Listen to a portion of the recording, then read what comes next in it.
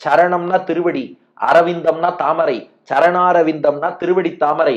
ராமானுசன் சரணாரவிந்தம், ராமானுஜருடைய அந்த 2 திருவடி தாமரைகளை நாம் அத்தனை பேரும் ராமானுஜ தாசர்களாகிய நாமோ மன்னி வாழ, மன்னினா நிலைத்திருந்து அல்லவா, நிலைத்திருந்துனா ராமானுஜர் திருவடிகளோடு நிலைத்து நிலையாக இடைவிடாது கூடியிருந்து வாழ அப்படின்னா வாழ்ச்சி பெறன்னு அர்த்தம். ராமானுஜருக்கு கைங்கரியம் பண்ணுதல் என்ற அந்த உயர்ந்த வாழ்வு, அதுதான் பெரிய மோட்சம். அதை நாம் பெற வேண்டும் என்றால் ராமானுஜன் சரணாரவிந்தம், ராமானுஜருடைய திருவடி தாமரைகளை நாம் மன்னி நிலையாக அடைய பெற்று வாழ, அவருக்கு தொண்டு செய்து வாழ விரும்பினால் அதுதான் உண்மையான பேரு. அதை பெற விரும்பினால் நாம என்ன பண்ணணும்னா, நெஞ்சே, இது நெஞ்சுக்கு தான் உபதேசம்னு முன்பே பார்த்தோம் அல்லவா, அதனால என் நெஞ்சே ராமானுஜருடைய திருவடிகளை நிரந்தரமாக அடைய வேண்டும் என்று விரும்புகிறாயா? ராமானுஜருக்கு தொண்டு செய்யும் வாழ்வு வேண்டும் என்று விரும்புகிறாயா? நெஞ்சே, சொல்லுவோம் அவன் நாமங்களே, சொல்லுவோம், வா சொல்லுவோம். எத?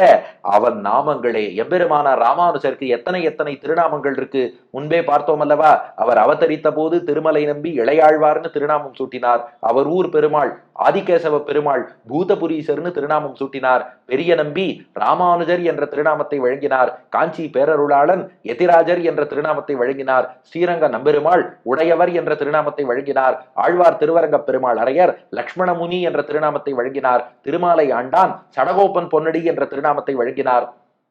திருக்கோட்டியூர் நம்பி எம்பெருமானார் என்ற திருநாமத்தை வழங்கினார்.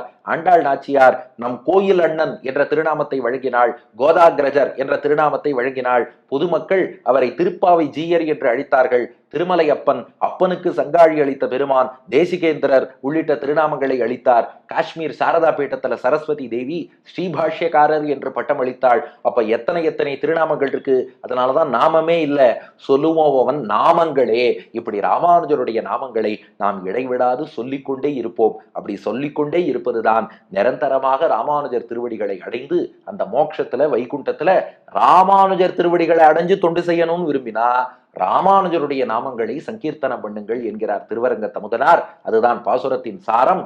பூவிலை விற்றிருக்கக்கூடிய மகாலட்சுமிங்கிற பெண்ணமுதை திருமார்பில் கொண்ட ஆறாவமுதமாகிய பகவானுடைய புகழ் நிலைத்திருக்கக்கூடிய பாவமுதம் என்ற திருவாய்மொழியை பாடிய அமுதூரக்கூடிய பேரமுதான நம்மாழ்வார், அந்த நம்மாழ்வாருடைய திருவடிகளை பணிந்து உய்ந்தவர் ஆரமுதாகிய எங்கள் ராமானுஜர். இந்த உலகத்திலே பல சாஸ்திரங்கள் கற்ற வித்வான்கள் எல்லாம் நிலைத்து இருக்க வேண்டும் என்பதற்காகவே பூமியில் வந்து தோன்றியவர் ராமானுஜர். அவருடைய திருவடி தாமரைகளை போய் வைகுண்டத்தில் அடைந்து ராமானுஜருக்கு கைங்கரியம் பண்ணி மோட்ச வாழ்வு பெற வேண்டும்னு விரும்புகிறீர்களா? என் நெஞ்சமே, வா நம்ம ராமானுஜருடைய நாமங்களை பாடுவோம் என்பது பாசுரத்தின் கருத்து.